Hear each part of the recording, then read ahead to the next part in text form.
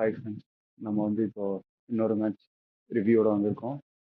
என்னடா தனியாக இருக்கேன்னு பார்த்தேன்னா, அவங்க எல்லாரும் கொஞ்சம் பிஸியாக இருக்கனால நான் தனியாக இந்த வீடியோ பண்ணலாம்னு இருக்கேன். என்ன மேட்சோட பார்த்தீங்கன்னா, ஜிடி விசஸ் கேகேஆர். ஜிடி வந்து இப்போ கரெக்டாக பார்க்கும்போது நம்ம எதிர்பார்த்த மாதிரி ஜெயிச்சிட்டாங்க. ஸோ நம்ம என்னென்ன டீமில் சேஞ்சஸ் ப்ளஸ் அதுலேருந்து போயிடலாம். கேகேஆர் டீமில் பார்த்தீங்கன்னா பின்னாலனை மாற்றிட்டு டீம் செப்பரேட் மாற்றினாங்க. அதே மாதிரி பவுலிங் பவுலிங்கில் அந்த ஒரு சேஞ்சு தான் மெயினான சேஞ்சு. மற்றபடி அதே 11 தான் ஆடினாங்க. அதே மாதிரி ஜிடி சைடில் பெருசாக சேஞ்சஸ் இல்லை, சேம் டீம் தான் வந்தாங்க. ஸோ பார்த்தீங்கன்னா, இது நம்ம டாஸில் வந்து ஜெயிச்சா பேட்டிங் இப்போ பவுலிங் ஃபர்ஸ்ட் பண்ணுவாங்கன்றது எதிர்பார்த்தோம். பட்டு கேகேஆர் வந்து டாஸ் ஜெயிச்சு அவங்க கொஞ்சம் ப்ரெஷர் இல்லாமல், ஸ்கோர் போர்ட் ப்ரெஷர் இல்லாமல் ஆடணுன்ட்டு ட்ரை பண்ணி புதுசாக ஏதாவது பண்ணியாவது அவங்களுக்கு ஜெயிக்கலாமான்ட்டு ஸோ அவங்க வந்து பேட்டிங் ஃபர்ஸ்ட் பண்ணாங்க. ஸோ வழக்கம் போல் அவங்க ஓப்பனர்ஸ் கிளிக் ஆகலை. டீம் சைஃபர்ட் வந்தால் கூட அவர் கொஞ்சம் இதாக தான் இருந்தார். பவர் பிளேலேயே அவங்க 3 விக்கெட் விட்டுட்டாங்க. அதுக்கப்புறம் ரவுமன் பவுல் கொஞ்சம் தட்டி தட்டி கொண்டு வந்தார். கேம் கிரீனுக்கு ஒரு 20 பால் படவே இல்லை. ஆனால் அதுக்கப்புறம் அவருக்கு அந்த பேட்டில் பட ஆரம்பிச்சதுக்கப்புறம் ஓரளவுக்கு மிடில் ஓவர்ஸில் பயங்கரமாக ரன் பண்ணாங்க, ரன் அடித்தாங்க. 7-15 மட்டும் 111 ரன்ஸ் அடித்தாங்க. ஸோ அதுக்கப்புறம் பார்த்தீங்கன்னா திரும்ப அவங்க ஸ்லம்ப் ஆயிடுச்சு. லோவர் மிடில் ஆர்டர் வந்து கை கொடுக்கல. ஸோ வந்து அவங்களுக்கு அது பெரிய கன்சர்ன் ஆயிடுச்சு. அதாவது 14-18 ஓவர் பார்த்தீங்கன்னா கேம்கிரீன் நல்லா ஆடிட்டு இருந்த கேம்கிரீனுக்கு 5 பால் தான் ஸ்ட்ரைக் கிடைக்குது. அந்த மாதிரி அவங்க ரொட்டேட் கூட பண்ண முடியாமல் ஒரு மாதிரி கஷ்டப்பட்டு 5-6 விக்கெட் விட்டாங்க அந்த அந்த ஃபேஸில். அதுக்கப்புறம் கடைசியில் கேம்கிரீனாலையும் தனியாக 2 ஓவரில் ஒன்றும் அடிக்க முடியல. ஸோ 180க்கு ஆல் அவுட்டே ஆயிட்டாங்க 20 ஓவருக்கு. திரும்ப சேஸ்க்கு இப்போ அந்த ஜிடிக்கு வந்து பயங்கரமான ஸ்டார்ட்டு. வழக்கம் போல் கில்லே வந்து அடி அடின்னு அடிச்சு அவர் ஒரு 80 ரன் அடிச்சிட்டாரு. ஸோ 180ல் 80 அவரே அடிச்சிட்டாரு. அது போக சாய் சுதர்சன் ஒரு 15-20, பட்லர் ஒரு 30-35 அந்த ரேஞ்சில் அடிச்சதுனால அவங்க வந்து ஒரு நல்ல சேஞ்ச் பண்ணுறது என்னன்னா, நம்பர் 4ல் நம்ம ப்ரிவியூவில் சொன்ன மாதிரி நம்பர் 4ல் வாஷிங்டன் சுந்தரை இறக்கி விடுறது தான் அவங்க பண்ணுற ஒரு நல்ல விஷயம். அது வந்து அவங்களுக்கு ஒர்க் ஆகுது. ஏன்னா பிலிப்ஸ் வந்து உங்களுக்கு கீழே வர்றது வந்து பேட்டிங் ஆர்டரில் கொஞ்சம் டெப்த் இருக்க மாதிரி இருக்கு. ஓப்பனிங்கில் கொஞ்சம் பட்லரும் கில்லும் நல்லா ஸ்கோர் பண்ணுறதுனால இன்னும் சாய் சுதர்சன் ஒரு மேட்ச் அடிச்சாரு. இன்னும் மீதி மேட்ச்ல இன்னும் பயங்கரமாக ஸ்கோர் பண்ணல. பட் இவங்க 2 பேரும் கிட்டத்தட்ட சுமன் கில் கிட்ட போன மேட்ச்க்கு அப்புறம் ஆரஞ்சு கேப் வந்துருச்சு. ஏன்னா நான் 4 மேட்ச்ல வந்து 250 ரன்ஸ் ப்ளஸ் அடிச்சாரு. So Gill back to runs அதான் சொன்னோம். ஸோ அது வந்து ஜிடிக்கு ரொம்ப முக்கியம். நம்ம முத டீம் ரிவ்யூலே பேசியிருந்தோம். அந்த டாப் 3 600+ ரன் 3 பேருக்குமே 600+, இல்லாட்டி ஒருத்தர் வந்து 800-900 அந்த ரேஞ்சில் அடிச்சாதான் நமக்கு அவங்க டீமோட இது இருக்குன்னு பேசியிருந்தோம். அது வந்து அவங்க பண்றாங்க. ஜாஸ் பட்லருமே கிட்ட அரௌண்ட் 200 அடிச்சாரு இந்த சீசன்ல. அரௌண்ட் கிட்டத்தட்ட 180 to 200 அடிச்சாரு. இவர் 250 அடிச்சாரு. ஆனா 4 மேட்ச்ல ஒரு மேட்ச் ஆடாமலே. அதை நம்ம பார்க்கணும். ப்ளஸ் வந்துட்டு அவங்க பவுலிங்கை பற்றியும் அவங்க பேசி ஆகணும். அவங்க பவர் பிளே பவுலிங் வந்து சிராஜ் வந்து முதல் 2 மேட்ச் கொஞ்சம் ரிதம் இல்லாத மாதிரி இருந்தது. அவர் நான் சொன்ன மாதிரி ரிதம் பவுலர் தான் அவர்.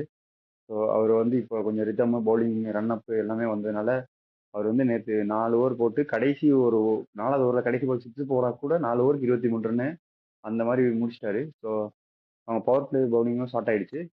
ரபாடா வந்து அவருக்கு பயங்கரமாக காம்ப்ளிங் பண்ணுறாரு. அதே மாதிரி பிரசித் கிருஷ்ணா பர்பிள் கேப் வச்சிருக்காரு. நேற்று ஒரு விக்கெட் எடுத்து 11 விக்கெட் டேபிள் டாப்ல பர்பிள் கேப்ல இருக்காரு. அதுதான் நேற்றோட மேட்ச்க்கு வந்து பார்த்தீங்கன்னா இதுக்கு மேலே பேசுறதுக்குன்றது என்னன்னா, அவங்க கேம் கிரீன் கேகேஆருக்கு வந்து கேம் கிரீன் வந்து ஃபார்முக்கு வந்துட்டாருன்றது ஒரு முக்கியமான விஷயம். ப்ளஸ் அவங்களோட டாப் ஆர்டரோ இல்லை லோவர் மிடில் ஆர்டரோ அவனா அவங்க பேட்டிங் ஆர்டரை நேற்று கொஞ்சம் சொதப்பிட்டாங்க.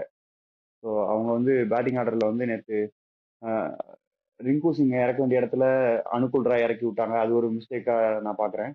ப்ளஸ் வந்துட்டு மற்றபடி மிஸ்டேக் கிடையாது. நேற்று ரகுவன்ஷிக்கு பண்ணல. ரஹானே முதையே அவுட் ஆயிட்டாரு. ஸோ டிம் சைஃபர்ட் ட்ரை பண்ணாரு. ஆனால் அவருக்கும் படல 15 அந்த ரேஞ்சில் அவுட் ஆயிட்டாரு. ஆனால் டிம் சைஃபர்ட்டுக்கு எனக்கு தெரிஞ்சு இன்னும் லாங் ரன் கொடுத்தா நல்லா இருக்கும் அவங்க. ஏன்னா பின்னால் வந்து ஒரு 4 மேட்ச் ட்ரை பண்ணிட்டாங்க. ஸோ அது மாதிரி ஒரு 4 மேட்ச் ட்ரை பண்ணால் டிம் சைஃபர்ட் ஏதாவது கிளிக் ஆகிற மாதிரி தெரியும்னு நினைக்கிறேன். ஏன்னா நேற்று மேட்ச்ல வந்து அவர் அடித்த ஷாட்ஸ்லாம் கொஞ்சம் ஓகே தான் இருந்தது. அதுவும் இல்லாமல் அவங்க கேம் கிரீன் வந்து இப்போ ஃபார்முக்கு வந்தோம்னா நம்பர் 4 பேட்ஸ்மேன் ஃபார்முக்கு வந்துட்டாரு.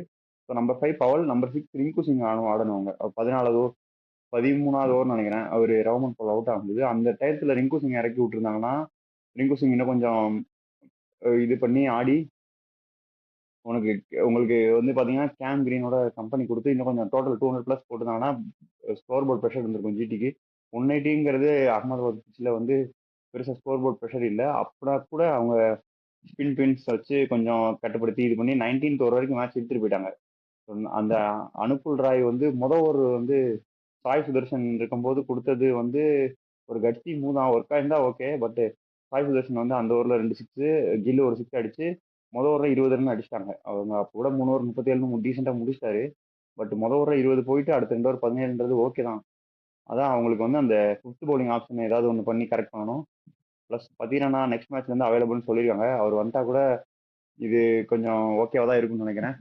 ஆனால் அவங்க வந்து டாப் ஆர்டரில் ஓப்பனிங்கில் பவர் பிளேல விக்கெட் விடாமல் ஆடுறதுன்றது முக்கியமான விஷயம். அது எல்லாம் அவங்களுக்கு வந்து லோவர் மிடில் ஆர்டர் பிரச்சனை, டாப் ஆர்டரில் ரன்ஸ் வரதில்லை, பவுலிங்கில் ஃபிஃப்த் பவுலிங் ஆப்ஷன் பிரச்சனை, வைபவரா பவர் பிளேஸில் விக்கெட் எடுக்கலாட்டினா பிரச்சனை. அது அவருக்கு சில நாள் அமையுது, சில நாள் அமைய மாட்டேது அவருக்கு பால். ஸோ அது கார்த்திக் தியாகி ப்ளஸ் சுனில் நாராயண், வருண் சக்கரவர்த்தி இப்போ திரும்ப நல்லா போட ஆரம்பிச்சாரு. ஸோ 3 பவுலர்ஸ் உங்களுக்கு ஷார்ட்டட் ஆயிடுச்சு. ஸோ அந்த 4th and 5th bowling option வைபவரா பவர் பிளேல போடுறாரு. பட் விக்கெட்ஸ் விழுந்தா தான் அவர் எஃபெக்டிவா இருப்பாரு, இல்லாட்டினா அவர் ரன் அடிச்சுவாங்க. ஸோ அந்த 2 விஷயம் மட்டும் அவங்க கொஞ்சம் இது பண்ணணும். மற்றபடி 2 விஷயம் இல்லை, 2 பவுலரு டாப் ஆர்டர்ல ரன்ஸ் வரணும், லோவர் மிடில் ரன்ஸ் வரணும். அவங்களுக்கு வந்து இந்த மேட்சோட பாசிட்டிவ் என்னன்னு பார்த்தீங்கன்னா, கேம் கிரீன் வந்து பேக் டு ரன்ஸ் கொஞ்சம் கான்ஃபிடண்டா அவர் ரஷீத் கானே போட்டு அடிச்சிட்டாரு. அவர் கான்ஃபிடண்டா வந்துடுவாரு. ஜிடியோடதுல என்னன்னு பார்த்தீங்கன்னா, அவங்களுக்கு வந்து கில்லு ரன்ஸ் இருக்காரு, பட்லர் ரன்ஸ் இருக்காரு. But Sai Sudharsan back to form வரணும். பேக் டு ஃபார்ம்னா பேக் டு ரன்ஸ் வரணும். ஒரு மேட்ச் அடிச்சாரு 70+. பட் மீதி எல்லா மேட்ச்லயுமே அவர் 20 அரௌண்ட்லேயே அவுட் ஆயிட்டு இருக்காரு. அது இல்லாமல் அவர் இன்னும் கொஞ்சம் ஸ்டார்ட் ஹெவியாக கொடுக்கணும், பவர் பிளேல விக்கெட் லூஸ் பண்ணாம. அது ஒன்று ப்ராப்ளமா இருக்கு. அது போக அவங்களோட இன்னும் இப்போ கில்ல நேற்று 17th ஓவரில் அவுட் ஆயிட்டாரு. அதுக்கப்புறம் வந்து அவங்க அந்த சேஸ்ல வந்து கொஞ்சம் ஸ்லோவாகி ஸ்லம்ப் ஆயிட்டாங்க. அது கொஞ்சம் முன்னாடியே நடந்துருந்துச்சுன்னா அவங்களுக்கு அந்த லோடு மிடில் பிரச்சனைன்றது இன்னும் இருக்க தான் செய்யுது. என்னதான் நீங்க வாஷிங்கை 4 அனுப்பி பிலிப்ஸை 5 அனுப்புனா கூட அதுக்கப்புறமும் பார்த்தீங்கன்னா அந்த பிலிப்ஸ் 5லேயே வந்து பெருசா அவரு ஸ்கோர் பண்ணல.